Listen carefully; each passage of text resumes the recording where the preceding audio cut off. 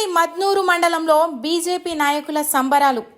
కామారెడ్డి జిల్లా జుక్కల్ నియోజకవర్గం ఉమ్మడి మద్నూర్ మండలంలో భారతదేశ ప్రధానిగా నరేంద్ర మోడీ మూడోసారి ప్రమాణ స్వీకారం చేసిన సందర్భంగా డొంగ్లీ పెద్ద ఎక్లారా సిర్పూర్ గ్రామంలో బీజేపీ నేతలు టపాసులు పేలుస్తూ సంబరాలు చేసుకున్నారు.